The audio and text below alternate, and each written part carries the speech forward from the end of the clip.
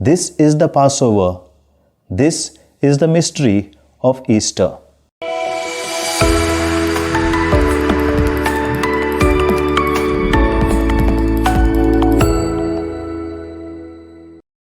Dear brothers and sisters, today the Church commemorates the Holy Saturday.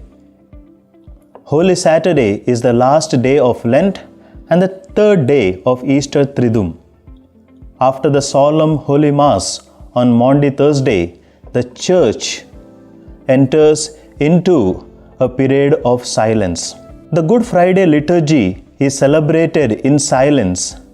That is why on Good Friday there is no entrance and recessional hymns, whereas the liturgy is observed in silence. This silence continues even on Saturday. Holy Saturday is the only day in a year where the Holy Mass is not celebrated. The altar remains stripped and the tabernacle remains empty. It is a period of complete quietness.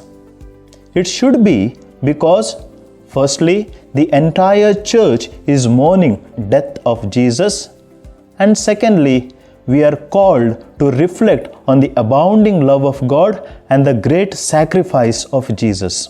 In Romans 5:8 we read, God shows His love for us that while we were still sinners, Christ died for us.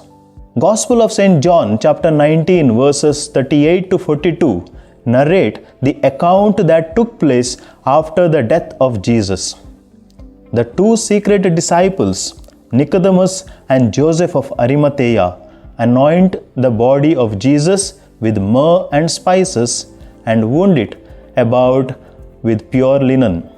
Bishop Fulton Jeshin says, this elaborate embalming suggests that these disciples were not expecting the resurrection. Ahead, the bishop says that these disciples physically were mindful of him, but spiritually they knew not yet who he was. Their concern about his burial was a token of their love and not of their faith in him as the resurrection and life. These two disciples laid Jesus in a tomb in a nearby garden. John chapter 19 verse 41. Jesus was born of a virgin womb, and now he is laid in a virgin tomb. The famous poet Crashaw says, and Joseph did betroth them both. He was born in a stranger's cave, and now he is buried in a stranger's grave. Both birth and death were strangers to his divinity. Again, both sin and its wage, a death, were foreign to him. Just as he returned the donkey on which he rode on Palm Sunday and the upper room he used on Maundy Thursday to their owner, so too he would return this borrowed tomb to its owner on Easter Sunday. John chapter 12 verse 24, where Jesus says, very truly I say to you, unless a grain of wheat falls into the earth and dies, it remains just a single grain. But if it dies, it bears much fruit. Only when we die to our sinful tendencies, we find life in Christ. Our participation in Christ's death and resurrection gives us the joy of Easter. St. Paul, in his letter to the Romans, chapter 6, verses 1 to 14, beautifully explains this very mystery of Christ's death and the joy of resurrection.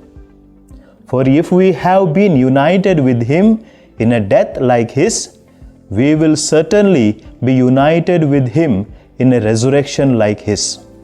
And again he says, so you must consider yourselves dead to sin and alive to God in Christ. Therefore, my dear brothers and sisters, this is the Passover. This is the mystery of Easter.